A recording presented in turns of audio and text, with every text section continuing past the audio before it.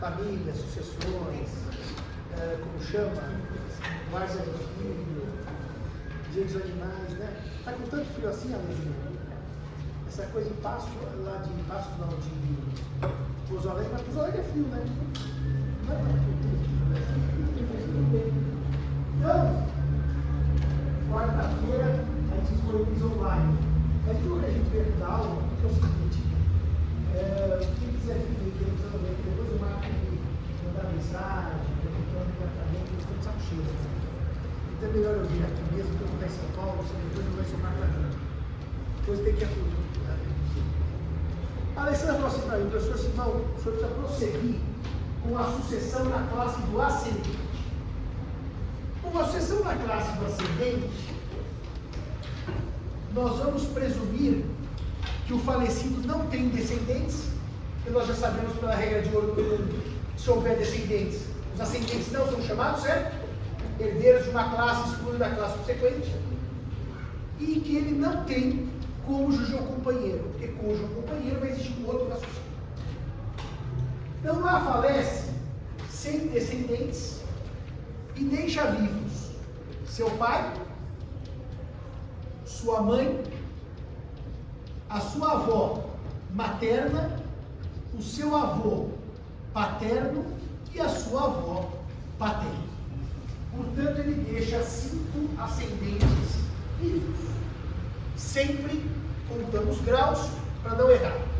A para o seu pai, primeiro grau, para o seu avô, segundo grau. A para sua mãe, primeiro grau, para a sua avó, segundo grau. Segunda regra de ouro, dentro de uma classe de herdeiros, grau mais próximo e grau mais remoto. E, portanto, a herança será partilhada metade para o pai e metade para a mãe, e nada para os avós, porque primeiro grau exclui segundo grau. Até aí tudo bem? Dentro de uma classe, grau mais próximo exclui grau mais remoto. Agora, vamos imaginar que no meu exemplo,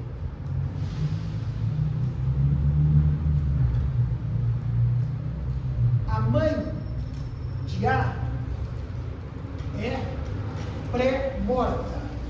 Então ele tem vivo o pai, os avós paternos e a avó materna. Se os senhores tivessem que chutar, como é que os senhores distribuiriam essa herança?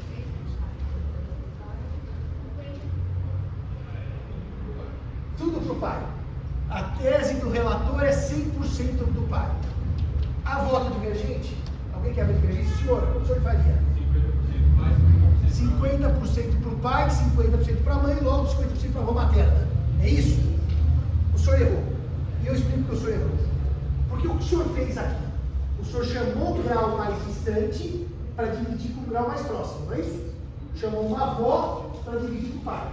O senhor aplicou representação na linha ascendente. Então pode notar aí, não há representação na classe ascendente. O código diz expressamente, não há. Se não há representação na classe dos ascendentes, grau mais próximo, pai, que exclui grau vai ser moto, avó. Está claro isso? É 100% par. Porque não há representação na classe dos ascendentes. Onde é que está escrito isso? No dia de representação. Não há representação na classe dos ascendentes. Depois nós vamos ler o artigo.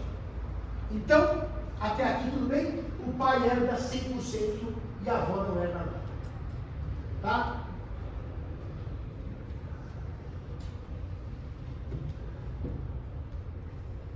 Vamos a um segundo exemplo. O pai e a mãe são pré-mortos e o A deixa como únicos herdeiros os avós paternos e a avó materna. Como é que vocês dividem essa aqui é trick. Porque faltou uma regra que eu não dei ainda, que eu vou dar agora. Essa aqui é uma pegadinha, mas eu vou dar agora a regra. Se vocês fossem chutar, como é que vocês dividem essa herança? 1/3 para cada um. Vocês fizeram uma partilha por cabeça. Só que aqui o código faz uma partilha em linha. Metade para a linha paterna e metade para a linha materna. Claro que vocês podiam chutar 1/3 porque eu não tinha dado a regra. Aqui o código é expresso, tá? Então anotem aí, na classe dos ascendentes, a partilha não é por cabeça. Não é por cabeça. Mas por linhas. Metade para a paterna e metade para a materna. Não, isso tudo, doutor, é cópia da novela 118 de Justiniano. Isso é cópia da novela. Gente, português copiou a novela, gente brasileiro copiou a novela. Tá? Então é tradição histórica que se perdeu nas duas do tempo. Então, nesse meu caso, doutores, a família, a linha paterna fica com 50, cada avô com 25, e a linha materna com 50, e essa avó fica com 50. Fechado isso? Partilha em linhas. Isso é representação? Não, porque não há representação na classe ascendente. Está escrito na regra. Não há representação. Grau mais próximo, o grau vai ser menor. Mas no meu exemplo, os 3 avós são de mesmo grau, certo? Metade para a linha paterna, metade para a linha materna. Tudo bem aqui?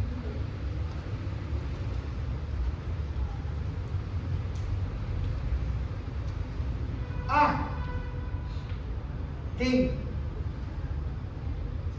o pai biológico, A tem o pai socioafetivo e o A tem a mãe. Os 3 são ascendentes em primeiro grau, estão todos no mesmo grau. Só que nós temos um problema. Nós não temos o pai e a mãe.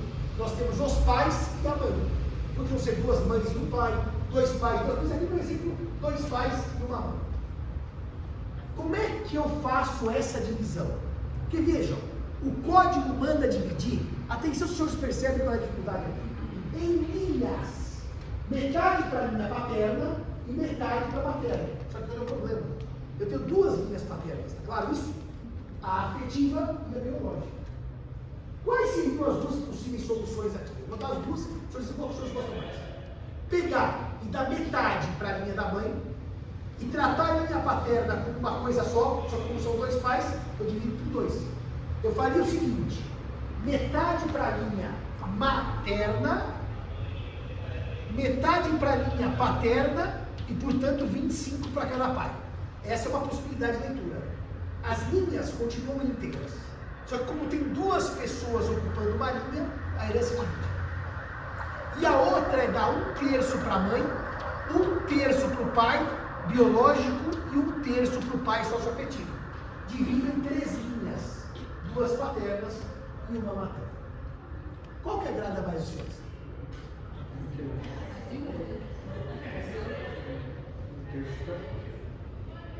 O código, quando disse que a herança se dividia em linhas, é que todo mundo só tinha um pai e uma mãe, certo? Ninguém tinha mais de um. Se são 3, naturalmente se divide em 3, ou em 4, ou em 5. Portanto, aqui, cada linha paterna recebe uma igual a outra. Não é que assim, Se eu tiver 3 pais e uma mãe, a mãe recebe 50 e os 3 pais dividem o resto. Não. A divide por linhas. Só que primeiro tem que falar, senhoras e senhores, entre as linhas paterna e materna, entre as 2 linhas paterna e uma linha materna. Se aumentou uma linha. Isso hoje é um certo consenso da doutrina, tirando Luiz Paulo Vieira de Carvalho, que se houver mais de uma linha, aquela linha vale igual a outra, não vale menos. São do processo de seria, tem 3 pais e uma mãe, certo? A mãe é da 50 e os outros 50 são por 3, só porque eu tive 3 pais? Não. A chamada multiplicidade de linhas. Tudo bem, então? 1/3, 1/3 e 1/3. No caso de 20 e 40 unidades. Tudo bem?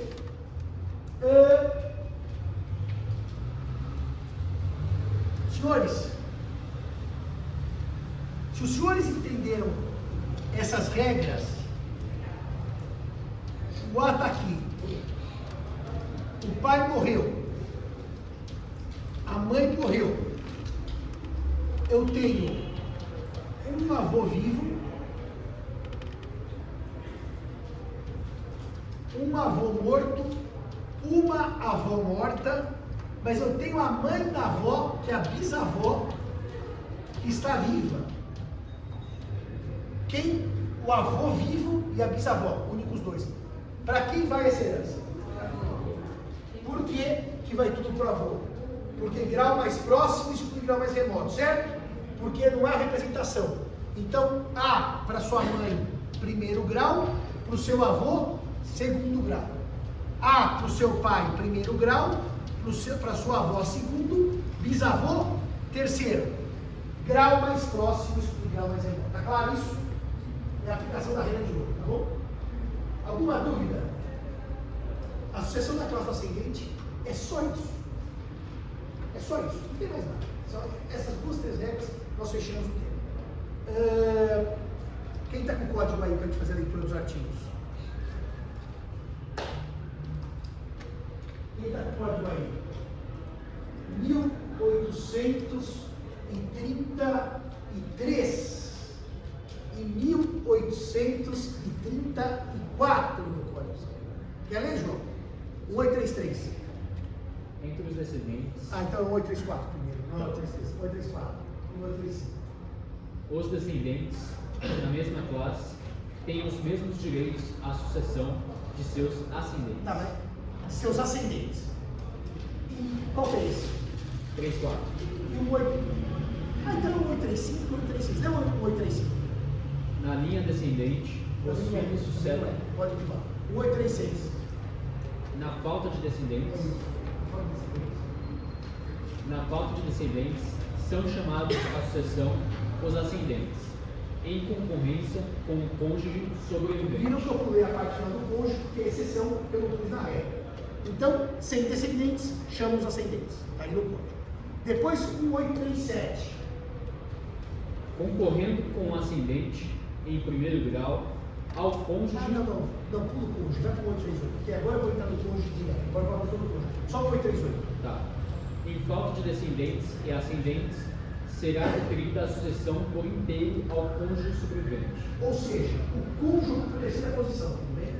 Só que ele vai concorrer com os descendentes ou com os ascendentes. É uma exceção, porque uma classe que é a terceira sobe para dividir herança com a segunda ou sobe para dividir herança com a primeira. Está bem claro isso? Ele está em terceiro, mas ele é chamado a subir. Então vocês vão perguntar, quanto ele sobe? Então eu vou explicar agora. João, os parágrafos do 8.3, qual que tem 2 parágrafos? Primeiro e segundo? 8.3? 3 mil. Então dê os 2 parágrafos para acabar o ascendente e o pior ou o Tá. Na classe dos ascendentes, o grau mais próximo exclui o mais remoto, sem distinção de linhas. Ou seja, grau mais próximo exclui o grau mais remoto. Não é porque eu tenho pai, que é homem, e a avó materna que faz diferença. A avó materna está excluída não por ser linha materna, porque é segundo grau. Isso é o primeiro parágrafo, né?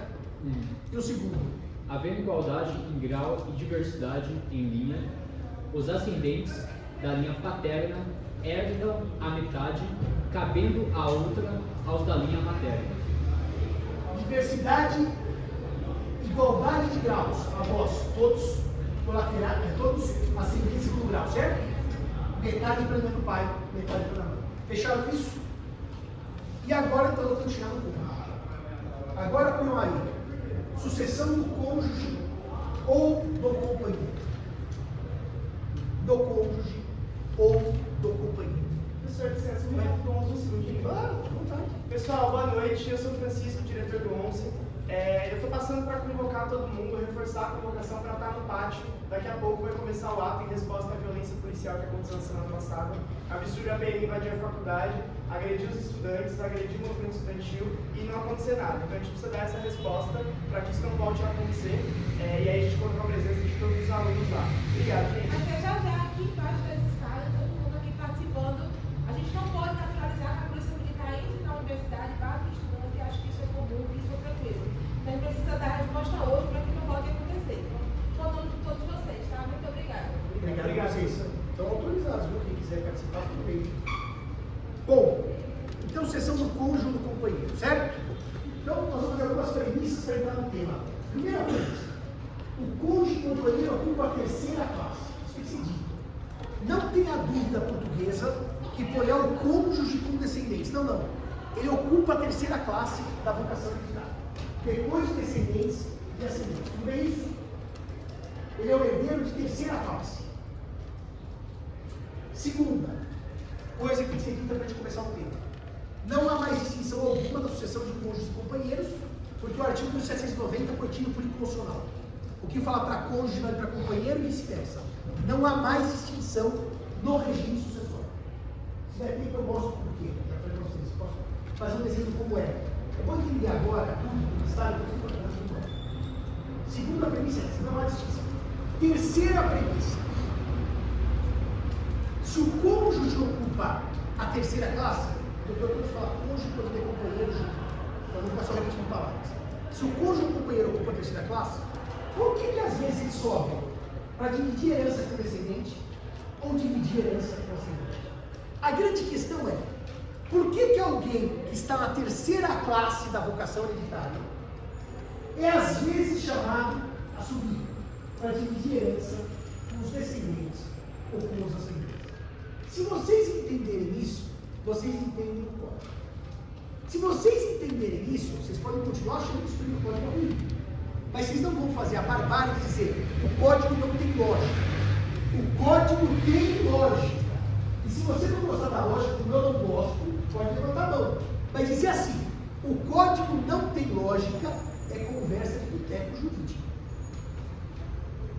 Por que então o cônjuge e companheiro são chamados a concorrer com outras classes de herdeiros? Isso tem que ser dado uma explicação à luz de um pequeno esforço histórico. Vamos explicar como é que funcionava no Brasil com o Código de 16, o Estatuto da Mulher Casada, para vocês entenderem por que o cônjuge herda em concorrência. Aliás, agora lá em Coimbra, na quinta-feira, a lei francesa, que nem sabia que tinha mudado, sabe o que ela faz? O cônjuge, na hora que é chamado a sucessão, ele pode optar por ter 1/4 de todos os bens de herança ou ser usufrutuário de 100% dos bens de herança. 100% na última reforma financeira. Ou seja, acabou com a legítima. Usufruto sobre 100%, o que eu recebo nada, é vazio. Nós tivemos um debate lá sobre a reforma e a sucessão foi um dos grandes temas do debate. Os portugueses têm um problema com a sucessão, que o cônjuge também é necessário. Mas então vamos fazer um pequeno esforço só. Onde é que está o cônjuge em 1916? Na terceira ordem, na terceira classe da vocação hereditária. Ele vinha depois dos descendentes e depois dos ascendentes. Até aí, isso gerava grandes problemas ao cônjuge ser em terceiro lugar? Resposta, não. Alguém sabe por que não era um grande problema o cônjuge vir depois de filhos e depois dos pais em 1916? Não tinha um grande problema patrimonial esse cônjuge. De 1916, não de 2016. Por quê? Porque havia um regime legal, a comunhão universal. Então, doutor, ele já era meio. Se ele já era meio, tudo bem. Morre, a metade do marido da mulher vai para os filhos. Mas já tem a minha metade. Está bem claro isso? O cônjuge tinha ameação. E tendo ameação, ele não fica desamparado na hora da morte, ele já é proprietário da metade dos bens. Até que entenderam a lógica do código? Problema. Nem todos eram casados por comunhão universal, certo? Sem existir pacto judicial, certo? Eu podia me casar com separação total de bens, certo? Era comum isso em 16? Claro que não. Em 36? Claro que não. Em 46? Claro que não. Quando que começou a ser comum casar por regime que não da comunhão universal? Quando a mulher assumiu o mercado de trabalho. Quando a mulher saiu para trabalhar do trabalho doméstico do trabalho remunerado. Em que ano que as mulheres começam a se emancipar em termos de trabalho fora do lar para ter uma atividade economicamente remunerada? Pós-segunda guerra. Foi o momento em que a população brasileira se urbaniza, antes ela era rural, e a mulher vai assumir o seu papel no mercado de trabalho.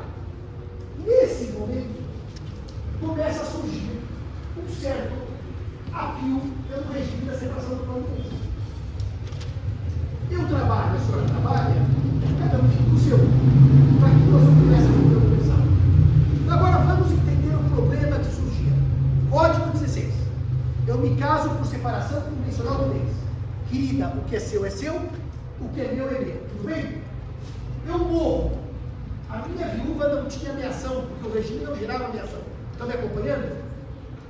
Os meus bens iam para quem? Descendentes. Essa mulher, essa viúva, poderia chegar em uma situação de desamparo material, porque ela não tinha a garantia da ameação da comunhão universal e não tinha herança. Estão entendendo o que pegava? O que pegava não era o casado por comunhão universal, era o casado por outro regime de vida universal. E em 62, as mulheres tiveram a sua emancipação jurídica, Estatuto da Mulher Casada, a Lei 4121 de 62. E o que as mulheres lutaram e conseguiram em 62? Várias coisas interessantes. A primeira, as mulheres deixaram de ser relativamente incapazes como eram pelo casamento. A ideia do tutor mulheres, que era aquele do direito romano, acabou. A mulher casada, solteira, chegou na idade de 21 anos, né? Lembra-se que homens e mulheres só eram capazes aos 21? Ela era capaz, casada ou solteira. Essa foi a grande vitória feminina com a Lei 62. Mas as mulheres conseguiram mais coisas. O que as pessoas não lembram? Elas criaram uma regra que, quando eu era aluno, estava no artigo 1611 do Código de 16, que dizia o seguinte: se o marido morre, vale para a mulher que morre também, mas a regra era claramente protegida das mulheres. Se o marido morre e ela é casada por comunhão universal de bens, ela é meia, certo? A herança vai para os filhos. A metade do marido vai para os filhos. Mas se ela é casada por um regime que não da comunhão universal, olha o que acontecia. Os filhos herdavam e ela era usufrutuária de 1/4 dos bens da herança. Isso era uma concorrência em usufruto. Os filhos eram donos do patrimônio, mas recaía usufruto da 4ª parte. Por que usufruto? Para garantir a mulher, agora viúva, um mínimo essencial. Que vem aqui. Ela não era coproprietária, ela era usufrutuária dos bens dos filhos. Fechado? E se aquele senhor morresse sem descendentes? A herança ia para os ascendentes. Mas como ela não era casada por comunhão universal, ela tinha um usufruto da metade dos bens da herança. Ou seja, o Código 16, doutor, alterado em 62 pelo Estatuto da Mulher Casada, criou uma concorrência sucessória. Em que, não em propriedade, em direito real sobre coisaria. Está bem claro isso, senhores? Os filhos herdavam tudo, mas ela tinha usufruto da 4ª parte. Ou os ascendentes herdavam tudo, mas ela tinha usufruto da metade. O que aconteceu no fundo, senhores? Mesmo os filhos ou ascendentes proprietários, a viúva ou viúvo tinha uma renda para sobreviver pós-fim do casamento. Está bem claro, senhores, que quem criou a concorrência sucessória no Brasil não é o Código 2002, é o Código 16 alterado do Estatuto da Mulher Casada. A concorrência sucessória existe desde 62. Só que era uma concorrência em direito real sobre coisaria e não em propriedade. A propriedade era dos filhos, o usufruto era da viúva. Está bem claro isso? Artigo 1611 do Código de Descendência. Só que daí, as mulheres puseram mais uma coisinha no estatuto, e que tinha toda a razão de ser. Olha que inteligente a lei. Tá bom, eu sou casada com comunhão universal, sim. Então se eu não preciso, não preciso. Eu já sou herdeira dos bens do falecido. Vai ter um problema. Mesmo sendo herdeira, quando ele morre, a casa que eu moro com ele vai ser metade dos nossos filhos. Eles vão querer cobrar aluguel, porque eu estou morando numa casa que não é mais do meu marido, é dos meus filhos. Então, a mulher casada, por comunhão universal, ganhou um direito, que é o 1611, parágrafo 2º, o chamado direito real de habitação. Para os casamentos por comunhão universal, total de bens, o viúvo ou viúva podia continuar morando na casa da família sem pagar aluguel. Não tinha nem usufruto, nem tinha participação como dono. Tinha um direito real sobre coisa alheia de habitação. Então reparem como o código ficou bonitinho nesses sentidos. Se eu me caso por comunhão universal, eu já tenho a minha ação. A herança vai toda para os filhos. Só que eu tenho uma moradia gratuita garantida, direito à habitação. Se eu me caso por separação total, eu tenho usufruto para me dar subsistência. Mas eu não sou proprietário, nem proprietário. Vai para os filhos ou descendentes. Esse usufruto tem nome. Usufruto vidual. Vidual, que é do viúvo ou da viúva. Vidual. O usufruto vidual não foi isento de problemas. A tese do professor Terpedinho, lá no Rio de Janeiro, acabava com o usufruto vidual, porque ele era uma fonte inesgotável de confusões. Eu advoguei bastante no tempo do usufruto individual. Realmente era possível, com alguma chicana processual, ter uma boa atrasada no inventário, bom, enfim, isso não veio ao caso. Então, o usufruto individual nasceu em 62 e sobreviveu até 2003, quando o Código entrou em vigor. Em 2003, o Código entrou em vigor. O que acontece em 2003? Veja, em 16, o cônjuge estava no terceiro lugar da vocação hereditária e não tinha nem usufruto nem habitação. Em 62, ele continuou em terceiro lugar, tendo usufruto em algumas hipóteses ou habitação em outras. Ele ganhou o upgrade. Em 2002, o upgrade foi total. O que é upgrade total? Ele passa a ser herdeiro em concorrência com os descendentes, mas não com direito real sobre coisa aqui, como proprietário. Ele passa a ter um quinhão de herança. E, portanto, o que acontece com o cônjuge, não fala do Código 2002, que entrou em vigor em 2003. O Código 2002, aquele cônjuge, doutor, que é herdeiro em concorrência para ter um usufruto, passa a ser coproprietário. Muito melhor que o usufruto. Ele ou ela, viúva ou viúva, passa a ser dono. Estão entendendo isso? E o direito de habitação é mantido. Depois eu vou mostrar como. Não é agora. Só que daí vocês vão dizer, Simão, então peraí, em 62, o usufruto do viúvo ou da viúva só era garantido para aqueles não casados por comunhão universal. Foi o que eu acabei de dizer. Casado por comunhão universal já tinha menção. Então não tinha usufruto. Tudo bem aqui? O Código de 2002 manteve a mesma lógica. É por isso que é injusto dizer, o Código errou, o Código inventou. Basta conhecer o mínimo do direito brasileiro. Eu vou repetir. No final eu vou mostrar porque a solução não é legal, não é boa. Mas não é que ela é ilógica, ela é maluca, ela não tem precedentes na história. Tem toda a história do direito brasileiro. Só que ela não é boa, por quê? O Código nasceu em 2002 numa família pensada em 50. Ele está desajustado com a realidade brasileira. Mas o Código tem uma lógica. Então agora eu quero dar essa lógica para vocês. Qual é a lógica do Código Civil? A lógica do Código Civil é diferente da concorrência do cônjuge ou companheiro com os descendentes, da concorrência do cônjuge ou companheiro com os ascendentes. São duas lógicas próprias. Por uma questão didática, eu vou trabalhar primeiro a lógica da concorrência com os descendentes e depois com os ascendentes, para não ficar uma mistura de volta de idade. Então vamos lá. João, lê o 1829 caput, por favor. A ordem, a sucessão hereditária defere-se na ordem seguinte. Não. A vocação hereditária defere-se na ordem seguinte. Tá, a sucessão legítima defere-se na ordem seguinte. Na ordem seguinte. Isso primeiro. Aos descendentes, em concorrência com o cônjuge sobrevivente. Pode parar. Aos descendentes, em concorrência com o cônjuge sobrevivente. Se o artigo parasse aqui, o senhor não teria nenhuma dúvida.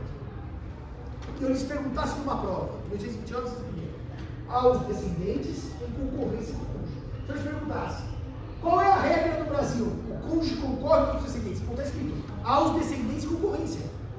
Logo, senhores, também tem um problema de língua portuguesa, de interpretação do texto jurídico. Se o código diz que a regra é concorrer, o que ele precisa dizer depois é exceção. Quando não concorre, não quando concorre. Quando concorre, está na primeira frase do texto. Eu vou repetir, isso é lógica jurídica. Aos descendentes em concorrência com o cônjuge. Regra, salvo. O que ele precisa explicar? Quando não concorre. O quando concorre é a regra. A regra, eu não preciso esmiuçar a regra. Isso não é exceção. Está bem claro isso? Isso é outra questão. Eu já perguntei isso várias vezes no curso. No Brasil, qual é a regra? Cônjuge concorre aos descendentes? Depende. Não. Está escrito. O cônjuge concorre com os descendentes, salvo. Salvo uma exceção, tem uma regra. Concorre. Então anotem com letras garrafais. Em regra, o cônjuge divide herança com os descendentes.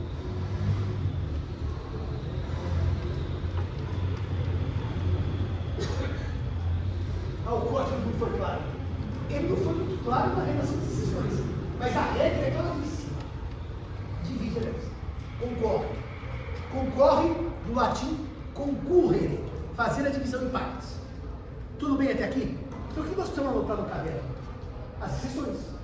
Porque quando eu digo não concorre nessas exceções da lei, nos demais casos concorre. Tudo bem até aqui? Eu não preciso anotar quando concorre, só anotar quando não concorre. Nós vamos dar conta, isso é um 832, daqui a pouco eu vou dar conta sobre a opinião dele, tá? Ele concorre. Exceção, cônjuge não concorre. É o salvo, que o senhor vai ver daqui a um minuto. Se a exceção é quando o cônjuge não concorre, evidentemente que eu estou falando vai tudo dos descendentes. Se não concorre, é tudo dos filhos ou netos, como quiser. Então, sabendo quando não concorre, a regra está posta. Bom, o cônjuge não concorre, vai tudo para os descendentes. Quando?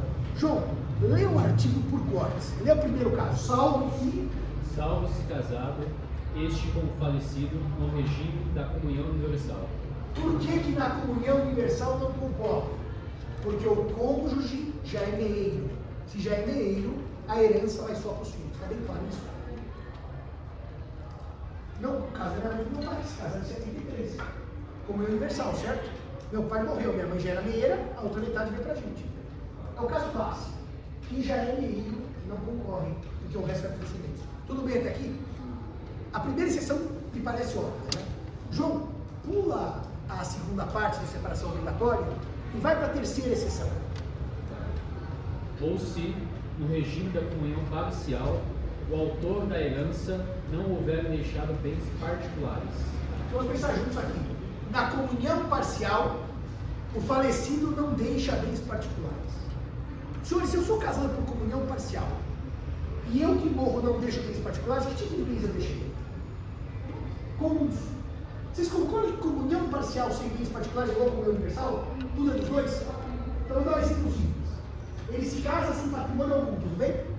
Compra imóveis, casas, fazenda, morre, ela é meieira. Comunhão parcial sem bens particulares pode escrever igual a comunhão universal. Está bem claro isso? Não concorre porque já é meieiro. Está bem claro isso? O senhor está entendendo? Não concorre porque comunhão parcial sem bens particulares já é meieiro. Tudo bem até aqui? Então, os senhores repararam que até agora as duas situações que não concorrem, que vai tudo para os filhos, é porque o cônjuge é meieiro, bem? E se ele já tem ameação, não tem aquele risco do momento de morte, ele fica à vídua. que ele tem metade do patrimônio do falecido. Está bem claro isso? Então esta situação mal compreendida pelos autores, porque depois isso vai dar alguns problemas, e o que eu já ia reconhecer sobre isso, é onde não há meação, há concorrência. Onde há meação, não há concorrência. Agora, a lei traz mais uma exceção, em que não concorre. Qual é a segunda, que está no meio do artigo, que eu falei como terceira, mas é a segunda? Ou da separação obrigatória de bens. Terceira situação em que vai tudo para os descendentes. No regime de separação obrigatória de bens. Porque no regime de separação obrigatória, a lei acha, por preconceito, que quem está casando pode ter um interesse patrimonial e não afetivo. É o velho exemplo, completamente old fashion, sem nenhum sentido hoje, daquele senhor mais velho, que é vítima do golpe do baú.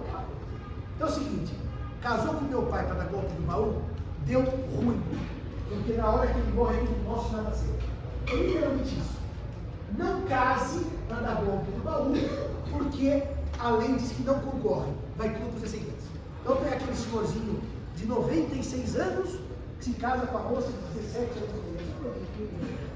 e romance do caminho para São Paulo. Daí ele morre, porque com 97, ela com 17, tudo para os filhos, nada para ela. Entenderam isso? Para evitar o golpe do baú.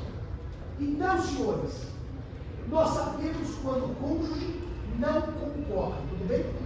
Agora você tem que dizer, quando ele concorre? Em qualquer outro caso que não esse, que esteja no caderno. Por uma questão didática, a regra é concorrência, vamos anotar os casos que ele concorre. Não precisa anotar porque são os que estão no caderno. Mas vamos anotar aí.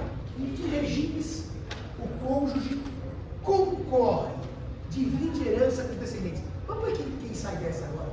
Quais são os regimes que não estão nas exceções que nós vimos na aula de família? Com bens particulares. Primeiro, comunhão parcial com bens particulares. Qual que é a segunda? Separação total convencional de bens. Exatamente. Separação total convencional de bens. Qual que é o terceiro que está faltando aí? Participação final nos aquestos.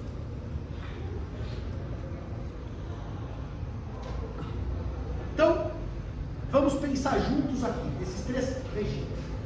Separação convencional total de bens, tudo bem?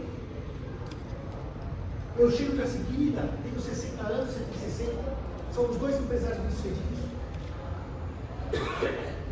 Vamos nos casar, mas para não dar confusão, separação total de bens? Sim, fazemos um pacto judicial, que é meu, que é seu, é seu.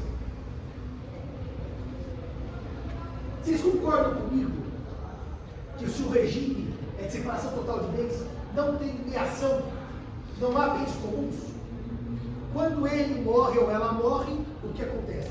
O outro é herdeiro em concorrência com você. E por que o outro é herdeiro nesse regime de separação convencional de bens? Porque não há meação, há concorrência. A ideia é que o viúvo ou viúva, como não tem meação, pode precisar da herança do outro.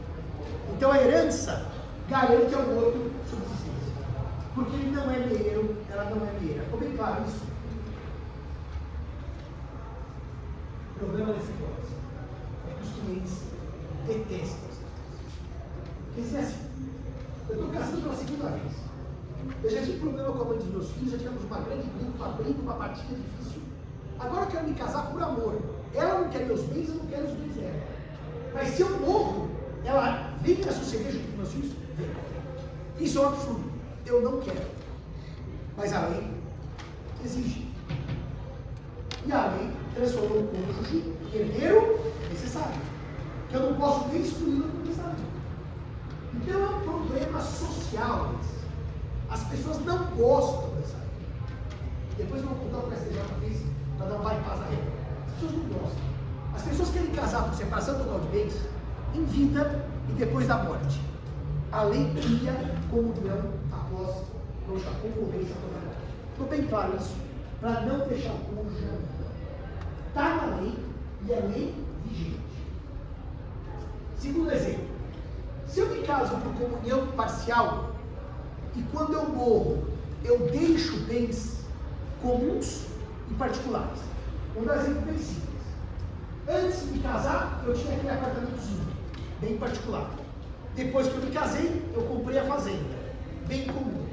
Vocês concordam que na hora que eu morro, o bem comum, ela ou ele já tem a metade? A outra metade vai para quem? Para os filhos. Só que isso é um problema. Tem aquele apartamentozinho que é só meu, certo? Que ela ou ele não tem minha ação, certo? O que acontece com esse bem particular? Vai para quem?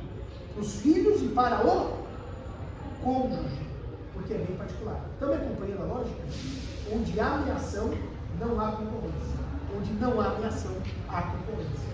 Então, no caso da comunhão parcial, doutor, com bens particulares, a concorrência é só nos bens particulares, porque nos comuns já há ameação. Tudo bem até aqui? Onde há ameação, não há concorrência. Onde não há ameação, há concorrência. Então, olha que coisa interessante. Se aquele casal, olha que coisa interessante, aquele casal se casou, muito jovens, ambos, empreenderam juntos e construíram um vasto patrimônio já casados com comunhão parcial. Meio amigo. Meio amigo. Só que um detalhe. Olha a vida prática. Olha porque as pessoas não gostam. Olha a vida prática. Então eles têm um vasto patrimônio, empresas, carros, casas, comprados após o casamento. Meio amigo. Ele morre, a metade dele vai para os filhos. Só que, nesse casamento, ele tinha lá um sítio que ele herdou do pai dele. Está me acompanhando? Se ele herdou o sítio do pai dele, é bem particular, certo? E se ele herdou o sítio do pai dele, sabe aquele sítio que tinha um quarto dele, um quarto do irmão, um quarto do outro irmão? Sabe aquele sítio familiar? Quando ele morre, aquilo é bem particular, certo? Para quem vai aquele quarto do sítio paterno? Para ele, cônjuge e para os filhos. Ou seja, a mulher e o marido entram na herança de família. Estão reparando isso? Que aquilo é bem particular. A mulher ou o marido viúvos, eles vão ser donos do sítiozinho que veio do avô das crianças. Por quê? Porque aquilo é bem particular. Vocês conseguiram fechar essa lógica? Ou seja, os bens da minha herança, vamos dizer, que eu recebi do meu pai, não vão para os meus filhos só, vão para os meus filhos e para o meu cônjuge. Ou seja, no fundo, sabe o que vai acontecer? Sabe, cunhado e cunhado, entram como donos da propriedade, porque o bem é particular. Isso é outra coisa que as pessoas não aceitam. Então, se eu contar isso para vocês, antes de me casar eu tinha um carro, bem particular.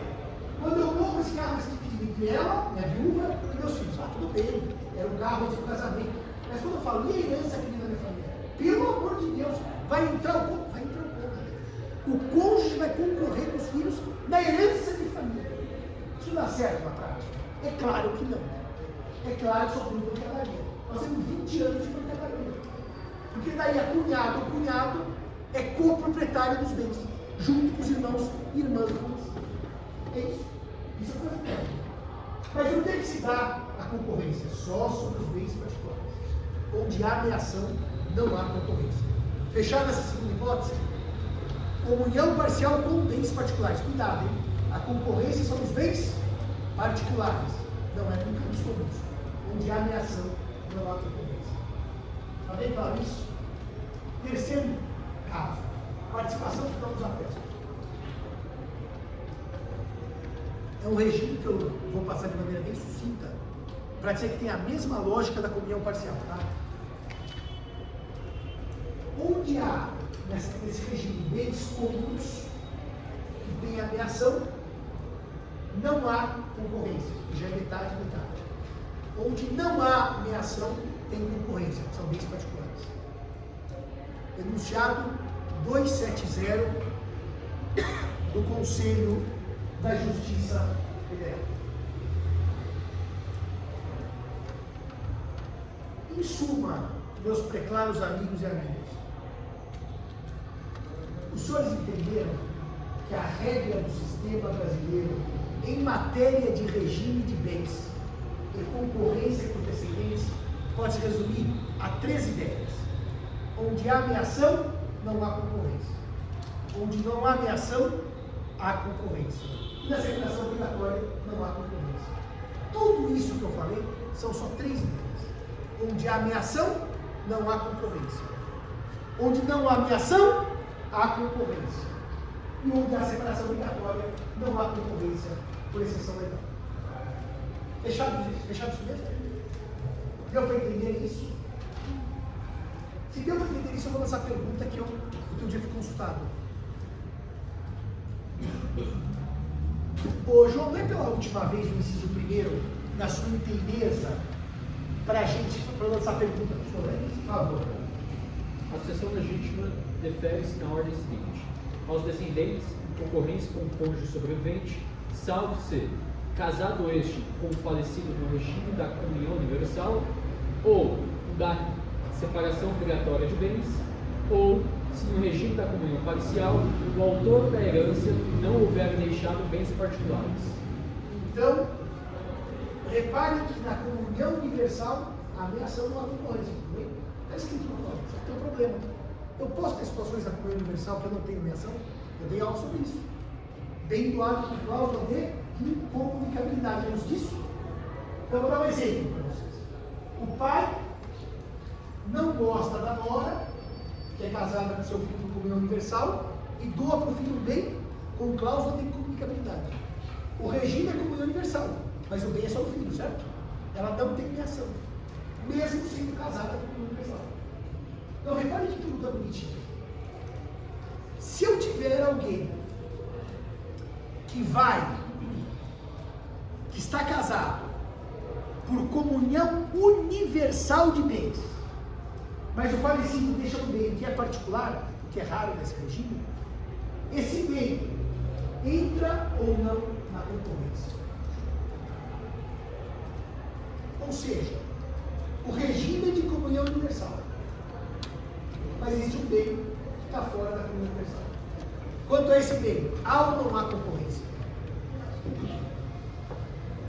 Tem concorrência? Por quê? Eu acho que a incomunicabilidade é só em vida. Sim, mas a pergunta é outra. Por que? Você tem razão. Não, mas por quê? Vamos ver se esse raciocínio comigo. Eu tenho 30 casas em comunhão universal, metade minha e metade dela. E tem um apartamentozinho que eu herdei do meu pai, com cláusula de comunicabilidade que é só meu. Essas 30 casas, ela tem ameação. A concorrência não haverá, o resto vai consumir, tudo bem? Por que com relação àquele apartamentozinho haverá concorrência? Porque onde não há ameação, há concorrência. Isso é para interpretar o regime de maneira teleológica.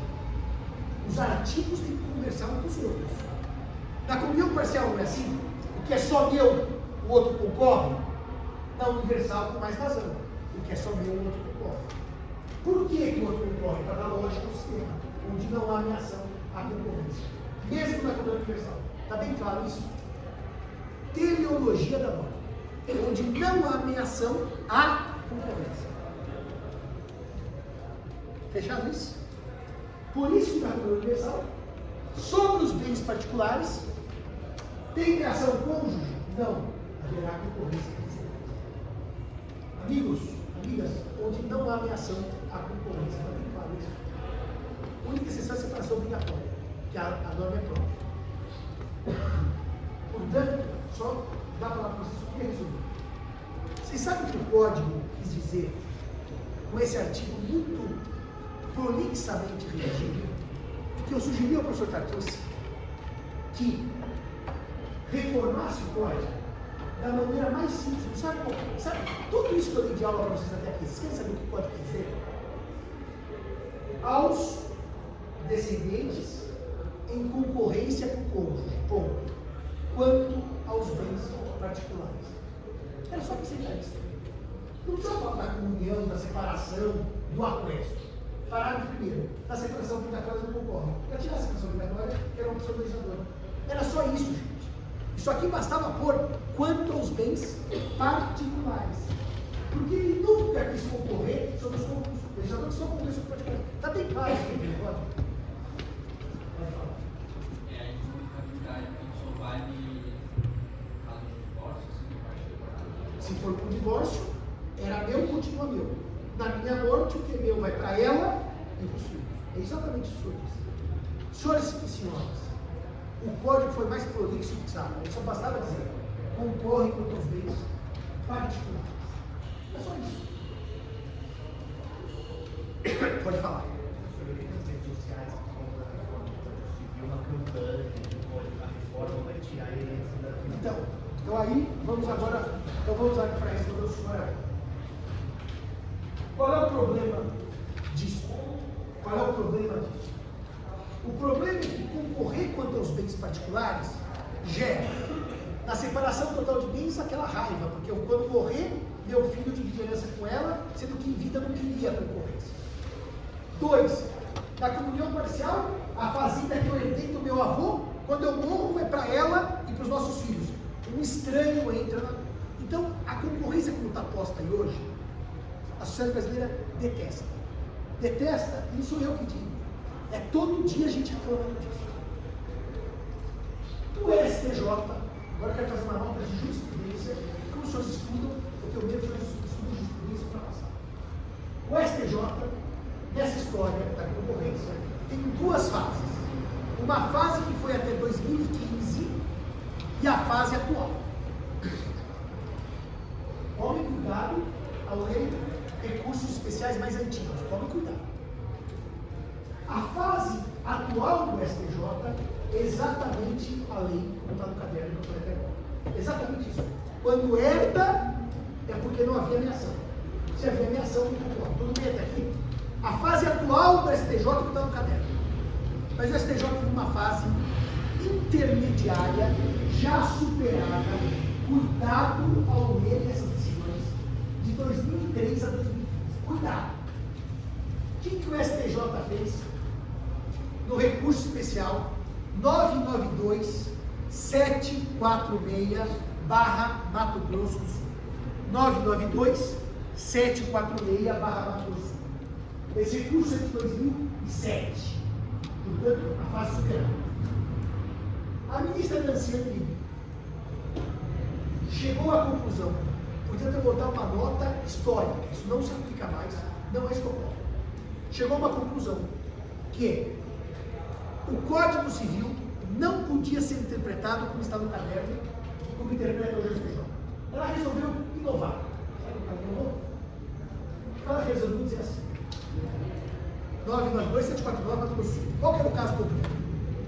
Um homem mais velho, já estava lá com seus 60 anos, divorciado, com filho, conhece uma mulher mais jovem, não é jovem assim, menina, uma mulher de 40 e tantos anos, não era assim, aquele velhão com aquela mocinha, e fala para ela, querida, eu estou com câncer, eu vou morrer, eu quero casar com você. E você topa se casar? Eu topo. Regime, separação total de bens. Vão ao cartório, faz um pacto judicial, o que é meu, o que é seu, é seu. Ele era fazendeiro no Mato Grosso do Sul. Depois de 10 meses de casados, estava julgado isso, 10 meses de casados, ele morre de câncer. Separação convencional de bens, doutor. Tem meação? Não. Se não tem meação, tem concorrência. Ela e os filhos do casal dividem herança. Depois eu falo em plano. Os filhos, aliás, o advogado desse recurso especial era um colega que do prédio que faleceu esse ano, o Dr. Paulo. Os filhos não se conformam. Meu pai ficou 10 meses casado com essa senhora, e agora o patrimônio se dividiu com ela, assim, separação convencional. Ele claramente queria isso. Isso chegou nas mãos da distância 992-749/Sul. A Nancy diz assim, não é nada disso. Toda a doutrina está errada.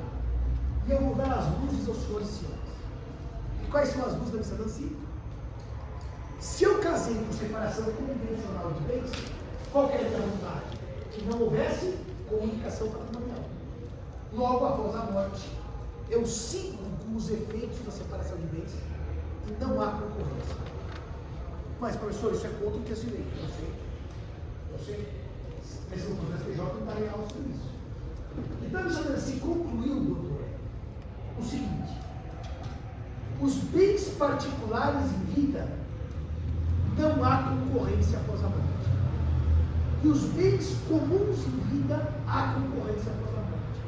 Mas se não, isso é legal o texto do código. Sim, eu sei. Tá, o recurso é de vocês lerem, não sou eu que evito. E aí, porque a ideia da questão em si é que o regime produz efeitos mortis causa. Após a morte, o casamento, doutora, acaba com a morte. O regime não, ele tem uma sobrevida. O regime é o ghost, é o fantasma. Acabou o casamento e ele continua a produzir efeitos. Como é que o pacto antinupcial vai produzir efeitos após a morte, se a morte acabou com o próprio casamento? É a senhora cortar a macieira e achar que a maçã continua produzindo maçãs possíveis. Aí, a missa Nancy conclui, então, que sobre os bens comuns há concorrência. E os particulares não há concorrência. Inverteu a lógica. Isso gerou uma dificuldade hermenêutica nos tribunais de segunda instância. Bárbara, que os tribunais claramente se dividiram.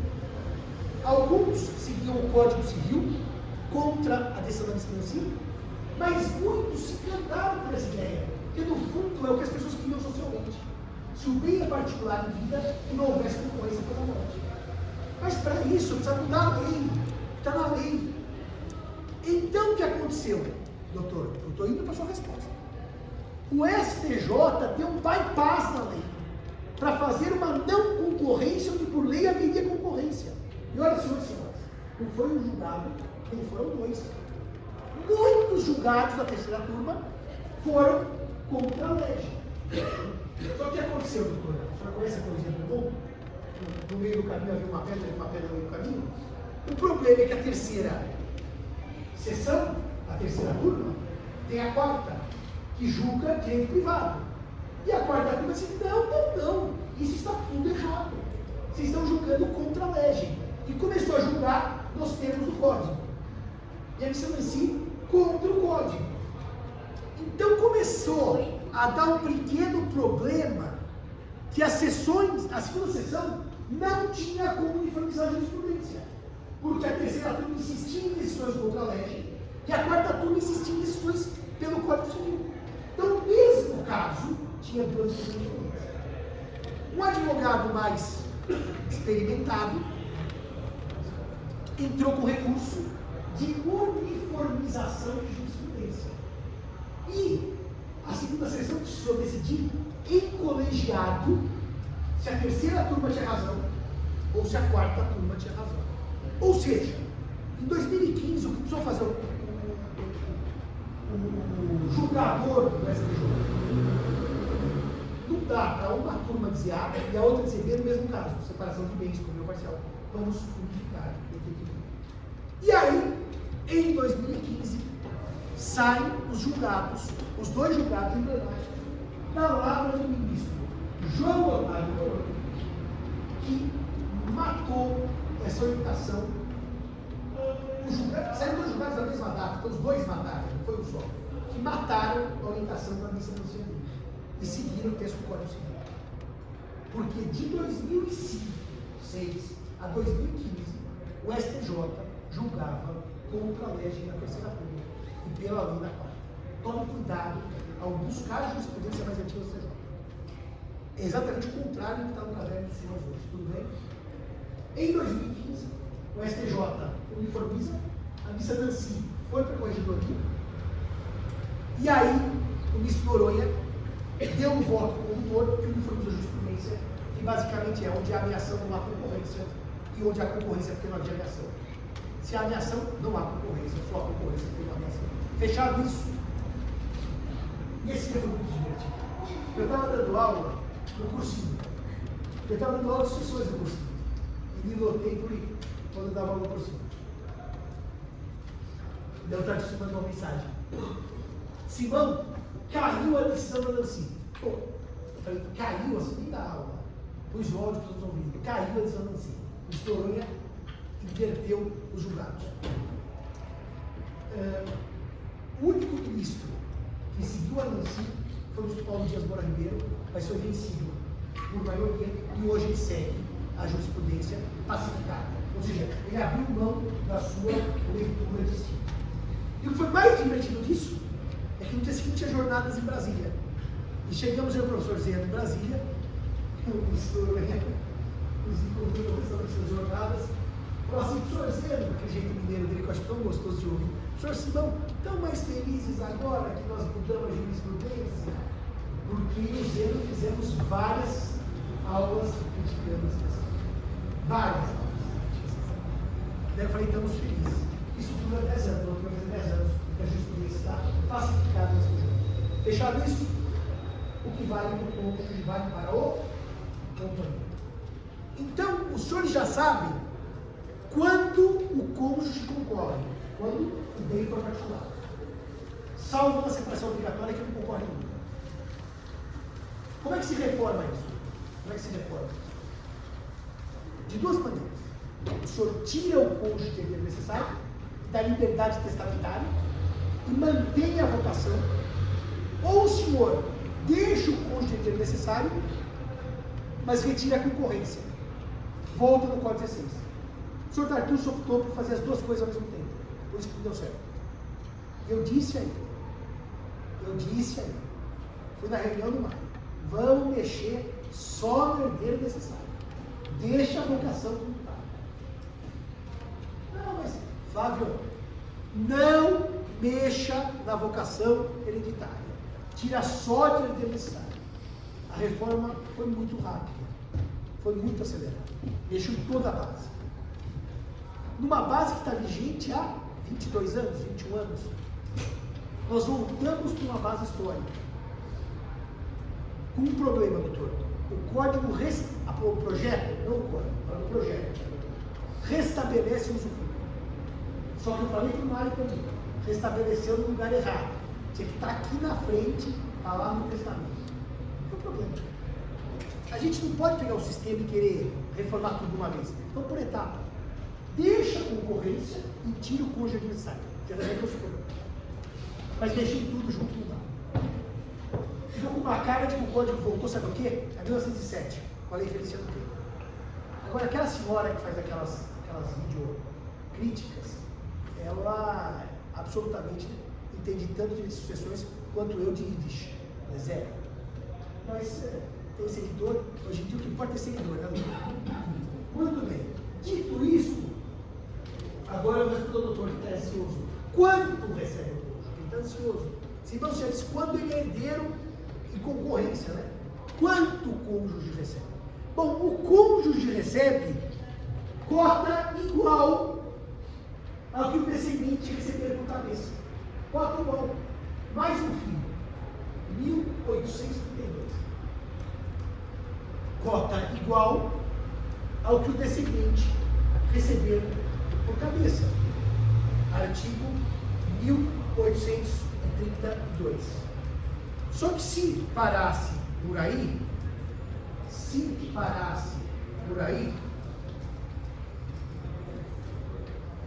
nós teríamos um problema.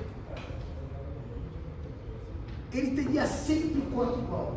Então, seria uma solução matemática singela. Só que o código pôs uma vírgula. E a vírgula é que a cota do cônjuge, doutor, não pode ser inferior à quarta parte, ou seja, criou-se um piso, se for ascendente dos herdeiros com quem concorrer. Se for ascendente dos herdeiros com quem concorrer.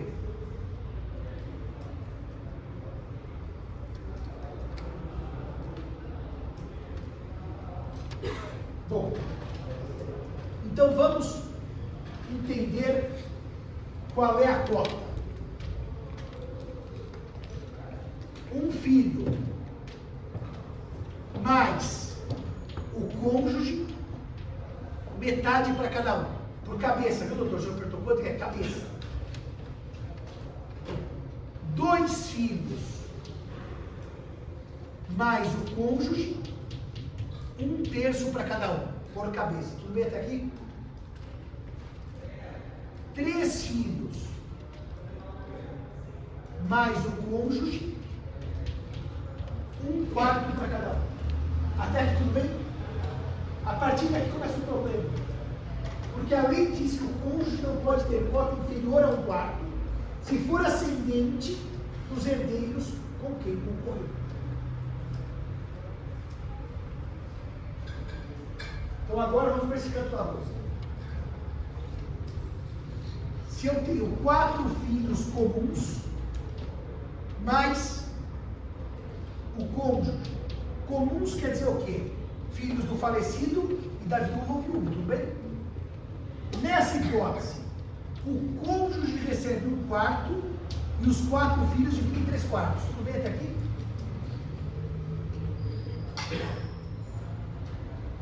Se eu tiver 4 filhos exclusivos, exclusivos quer dizer só do falecido. Sabe aquele caso que ele está casado em segundas núpcias e que ela não é mãe dos 4? 1/5 para cada um. Ela continua recebendo igual aos filhos. O piso de 1/4 só quando ela for ascendente dos herdeiros. Ela concorre com os próprios filhos. E se concorrer com filhos comuns e com filhos particulares? E se, por exemplo, ela concorrer com 2 filhos comuns mais 2 filhos exclusivos? Nos primeiros exemplos, todos eram comuns, reserva de 1/4. Nenhum era comum, sem reserva de 1/4. Aqui tem os comuns e os não comuns.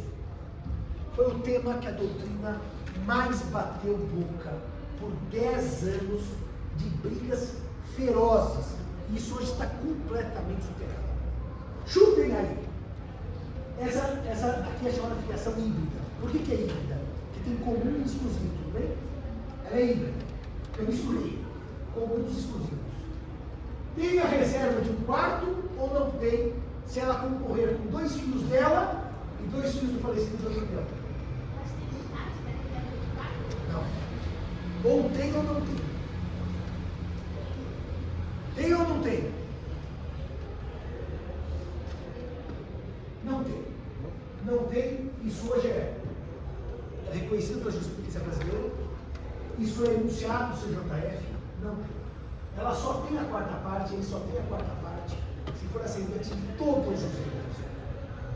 Todos, quer dizer, todos comuns, certo? Se tiver um exclusivo, já não há mais a reserva. Os senhores querem saber a lógica disso? Do porquê que levar isso essa doutrina? Eu vou explicar para os senhores. Imaginemos que eu tenho 2 filhos comuns e 2 filhos exclusivos. Somos 4 herdeiros. Se ela tiver a 4ª parte, ela tem uma reserva de quinhão que vai para ela. E na hora que ela morre, os 2 filhos comuns, diferidamente no tempo, recebem a maior parte da herança dos exclusivos. Porque a viúva não é mãe destes, só é mãe destes. A médio prazo há uma diferença hereditária entre os filhos falecidos. Essa estratégia permaneceu. Então, a reserva de 1/4 só existe se todos forem comuns. Está bem claro isso? Se houver 10 filhos, 9 comuns e 1 exclusivo, não tem a reserva de 1/4. Para evitar que a médio prazo, aquele filho exclusivo tenha menos que o filho comum. Quem desenvolveu essa tese foi Zeno, né? Porque se a mãe dos comuns recebe 1/4 a mais, ela tem uma reserva, quando ela morre, a parte que ela recebeu do pai das crianças só volta para os 2 comuns e não para os exclusivos, que são filhos de outra mulher. Exemplo seguinte: ele tem 2 filhos no primeiro casamento e 2 filhos no segundo casamento. Se ela, a segunda esposa, receber a 4ª parte, na morte dela, para quem vai essa 4ª parte? Só e não para os filhos dele no primeiro casamento. Haveria uma distinção hereditária a médio prazo. Entenderam isso? Eu discordo totalmente da tese. Já vou dar lá. E eu era dos que achava bastava uma semente comum, um filho comum, para que houvesse a quarta parte. Eu perdi.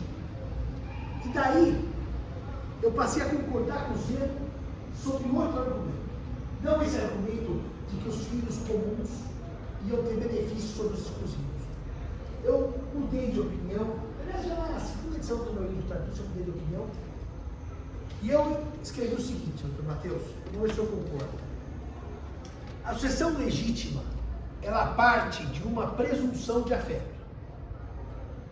E quando a lei cria a vocação hereditária, ela presume os afetos do decúgio com relação a alguns parentes. A lei não poderia presumir que eu tenho 2 filhos comuns e 2 filhos exclusivos, eu quisesse beneficiar minha mulher. Porque os primeiros que eu gostaria de beneficiar são sempre os filhos. Eu não podia tirar dos filhos em detrimento dos filhos para a mulher. Então, no fundo, o problema aqui é que a reserva de quinhão sacaneia os filhos. Os filhos recebem menos. Isso é contra a lógica do sistema. Que o pai normalmente quer que os filhos recebam mais, não menos. Eu mudei o argumento. Quem quer perguntar que eu vou acabar, pessoal? Faz sentido, mas nos casos hoje em dia, eu estou claro que essa é a sua competitiva. Hoje eu poderia pleitear também herança com... Sim, podem. E pleiteando herança, se aparecer um filho sócio-afetivo, que não é daquela mulher, entra como filho exclusivo e não tem reserva no quarto. Sim. A reserva no quarto é no casamento que eu brinco com a moda antiga, que todos os filhos são filhos do falecido e da viúva. Moda antiga. Entrou algum filho exclusivo, já derruba a tese. Seja sócio-afetivo, seja por adoção unilateral, ou seja um filho da vida fora do casamento. Fechado isso? Naqueles casos que os herdeiros morrem e aí os outros herdeiros, ou seja, em segundo grau, têm direito de representação. Sim. Nesse caso, o cônjuge vai ter o quinhão igual ao de primeiro grau ou de segundo grau de representação? Então vamos tentar desenhar o que o doutor me pergunta, porque essa questão é muito interessante. Muitos autores passam por cima disso. Vamos tentar desenhar o que o colega está me perguntando, tá?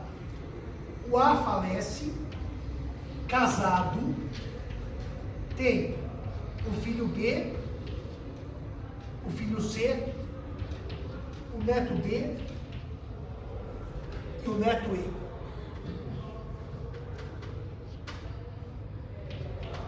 O F e o G. E o C é pré-morto. Repare. Eu tenho aqui B que vai receber por cabeça, certo? Lembra isso na aula passada? Se B recebe por cabeça, ele recebe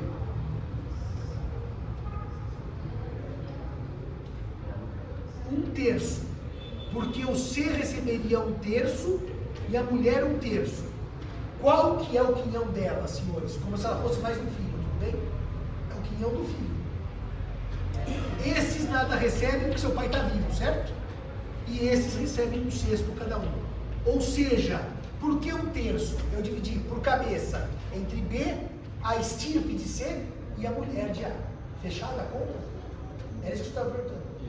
Mas ela pode receber igual aos netos. Quer ver um exemplo? Que ela vai receber igual aos netos? É exatamente isso. Se eu tiver B pré-morto, C pré-morto e tiver D, E e F, em quantas partes eu divido essa herança? Deixa eu só tirar um terço. Em quantas partes eu divido essa herança nessa hipótese? Vocês concordam que D e F recebem por direito próprio, porque estão na mesma linha sucessória? Se não fosse o casamento aqui, seria um terço, um terço, um terço. Mas não tem ela. Um quarto, um quarto, um quarto, um quarto. Todos entenderam isso? É por cabeça com os netos. Mas é sempre por cabeça. Ou com o filho, ou com o neto. Ela entra como aqui, doutor, mais um neto. Deu para entender isso? Sempre por cabeça, nunca por estirpe. Fala.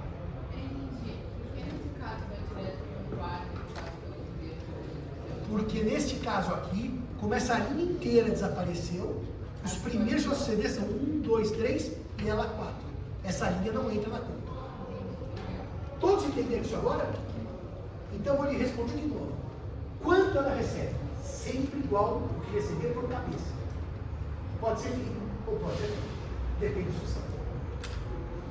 Antes da palavra, todos entenderam essa lógica?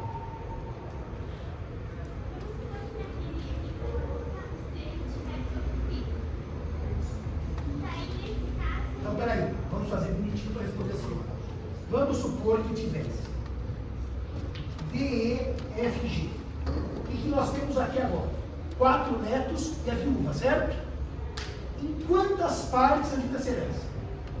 Se, calma lá. Se ela for avó desses 4 netos, são descendentes comuns, certo? Qual que é a parte dela dessa hipótese? Se os 4 netos são netos dela? 1/4. E 3/4 eu divido entre 4 netos. Estão de acordo? E se esses netos forem não dela, porque ela é madrasta do B e do C, ela recebe 1/5 e eu divido em 5 partes. Entenderam isso? Vocês entenderam que se for comum, todos comuns têm a reserva de 1/4? Alguma regra não fechou na cabeça dos senhores? Todas fecharam mesmo? Fecharam mesmo? Então a gente pode agora responder aos senhores quando o cônjuge concorre com os ascendentes.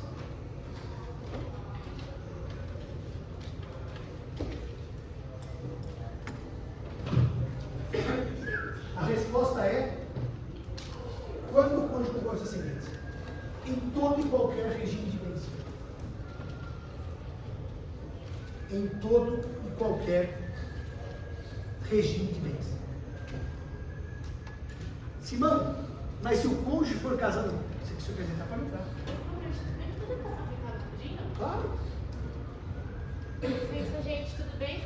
Boa noite. A gente está aqui para passar alguns recadinhos sobre as eleições do DCE. Acho que a maioria das pessoas já reparou numa urna ali na frente. Mas hoje, amanhã e quarta-feira vai estar acontecendo as eleições aqui do DCE. A gente faz parte da chapa Fazer Valer a Luta. É a chapa de continuação da atual gestão do DCE. E a gente constrói essa chapa entendendo que é preciso ter mais assim, para os estudantes, né? É preciso cobrar que realmente aconteçam as conquistas que foram tiradas aí da greve do ano passado, mas também garantir mais avanços assim, na permanência, na qualidade de ensino e principalmente na luta assim, contra o fascismo no estado de São Paulo.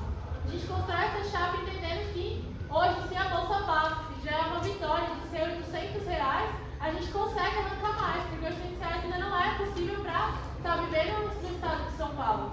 A gente entende também que tem muitas outras conquistas que precisam ser feitas. O estudante precisa ter direito a um estágio digno. Precisa, por exemplo, conseguir andar na região do campo sem se sentir ameaçado. A gente sabe que o direito à cidade é muito importante, principalmente na região do centro para as estudantes mulheres. Essa é uma região muito insegura.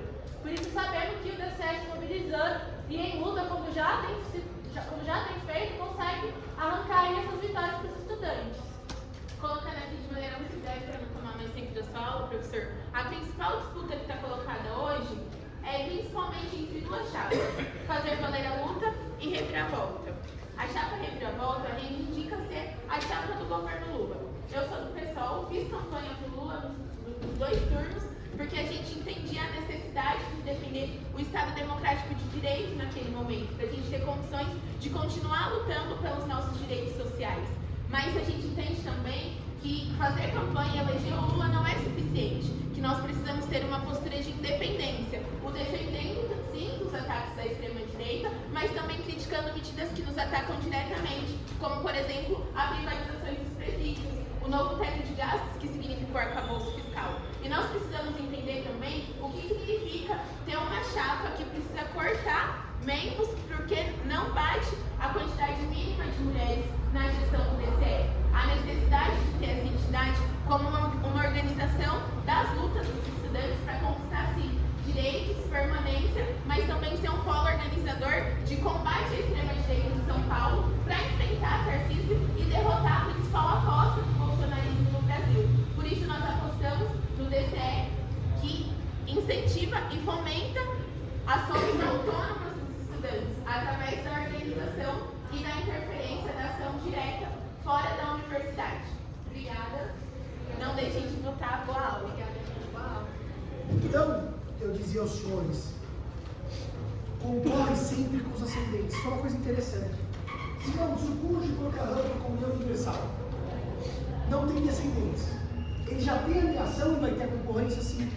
Porque tudo que eu falei para os descendentes não se aplica aqui, tome cuidado. O maior erro dos alunos hoje é aprender tão bem a regra do descendente que por erro eles transportam para o ascendente.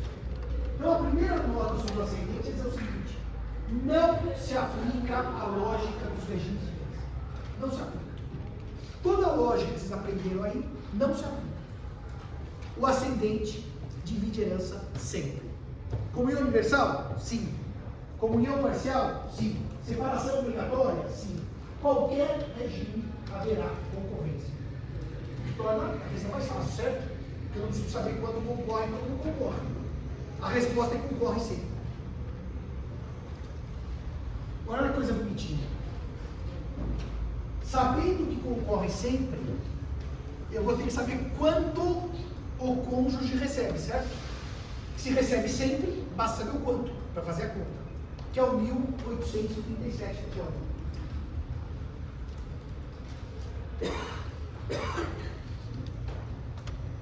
E o artigo 1837 do Código vai dizer o que, João?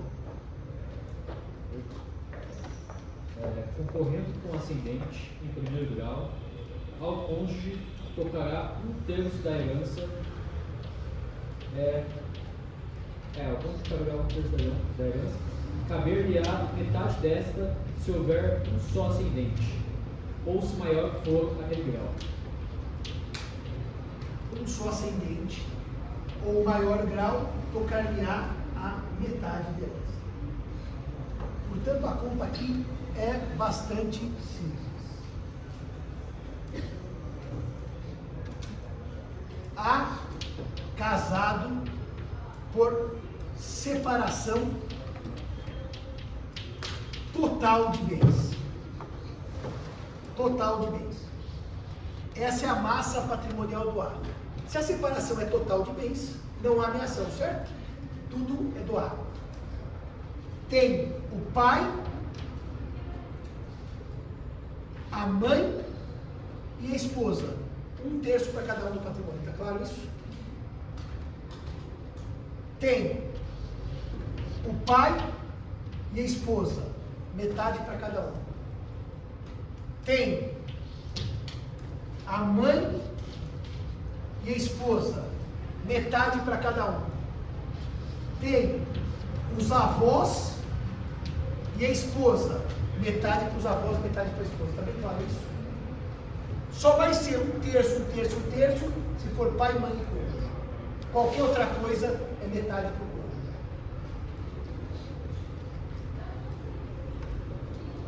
Mas, Simão, e se o regime for de comunhão universal?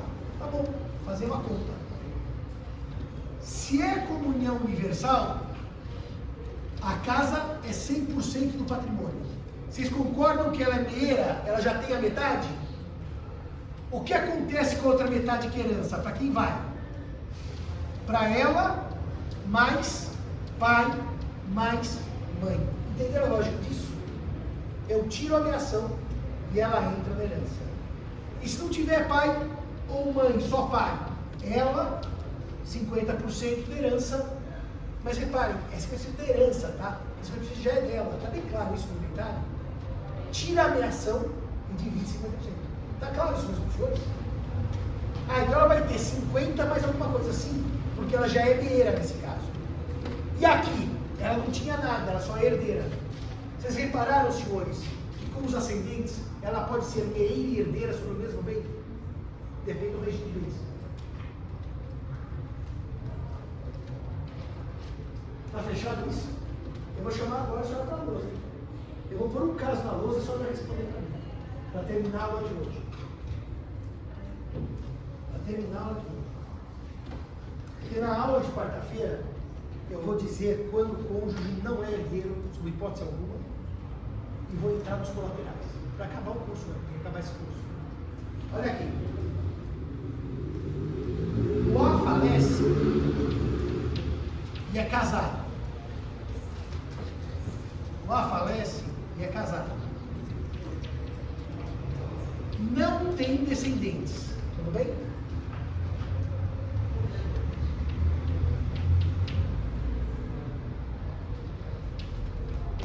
O pai e a mãe são premortos. Tem o avô paterno, a avó materna e o avô materno. Pode ir para nós desenhar a herança. Qual que é a primeira conta? Qual que é o primeiro... O que a gente precisa primeiro fazer no caso como esse? Tem cônjuge.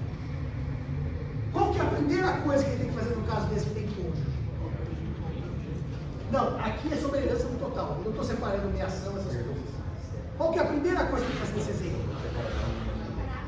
Separar a parte do cônjuge. Exatamente. A senhora começa aplicando no 37. Ó, um só ascendente, metade. O maior grau, metade. Então ela tem metade. Então, esse junto vai ter metade. Mas eu acho que divide por linha. Exato. Então, esse fica também. Metade da metade. Um quarto. E metade da metade. Um oitavo. Um oitavo. A senhora acertou. Primeiro atribuiu ao cônjuge, tudo bem? O que sobrou da herança? A outra metade, certo? Ela aplicou a divisão em linhas paternas e maternas como são os exemplos passados.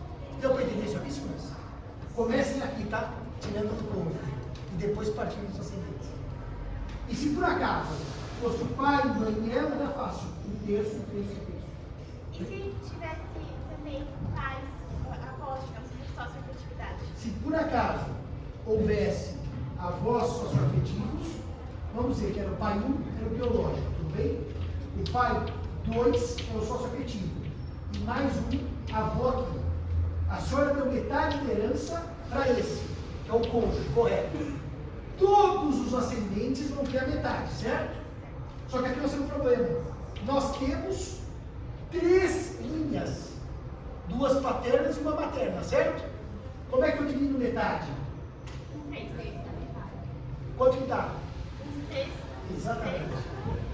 Esse daqui teria um sexto, esse teria um sexto e essa teria um sexto. Então o que vai acontecer? Como esse um sexto só tem um avô, um sexto. Como esse só tem um avô, um sexto. Aqui um 12avos. Vocês entenderam que eu peguei metade da herança e dividi por 3? Que a outra metade é do cônjuge? Os dois só erram aqui se não souberem fração. Outro dia caiu um concurso do Ministério Público, há muitos anos, o resultado de 3/4 do bem do cônjuge, que era essa a resposta. Só que na hora que você dividia a fração, a conta de mão dava 6/8. Os outros queriam impugnar dizendo que não tinha a resposta correta. Eu falei que 6/8, se dividiu 6 por 2 e 8 por 2, são 3/4. Isso é matemática elementar. Impugnar o concurso dizendo que 3/4 não é igual a 6/8, mas estão deixando básico de matemática. Não, mas não tem resposta que deu 6/8. Então pega o 3, reduz o denominador e o denominador da fração. Agora, eu confesso aos senhores que na hora do meu irmão, que é a próxima aula, e do irmão inteiro, aí a coisa é complicada. Porque daí tem que falar de X. E a aula de lei de X é uma coisa constrangedora. Só que daí a gente faz com pizza ou feijões. Fica mais fácil. Aliás, até, Matheus, o senhor tem carregado de trazer alguns feijões mesmo, para distribuir feijões, porque o X gera pano, o feijão não. Porque o feijão é concreto e o X é abstrato. É distribuir feijões para os filhos, para os meio-irmãos e para os meio-sobrinhos. Mas só o que? Agora, na aula que vem mesmo, eu preciso explicar para os senhores, aonde eu vou começar. Eu preciso explicar para os senhores o artigo 1830 e o 1831, para terminar a sessão do cônjuge. Esses 2 pontos que estão faltando. Ou se é cônjuge, determina o político. Vai para um, vai para outro. Tudo bem? E daí eu vou começar a última, que é a sessão do colateral, que é a que eu mais gosto. Do tio e o sobrinho do tio e o irmão do outro. Que daí é bonitinho. Quem é quem no diagrama sucessório? Eu vou fazer assim. Na quarta-feira, quando eu vier, eu vou dar meia hora de aula para os senhores sobre Esses 2 artigos que estão faltando. E na segunda que vem eu termino meu colateral direitinho, só para acabar o cojo nessa meia horinha inicial de aula, os professores estão liberados e afinal eu dei a aula. Tá bom?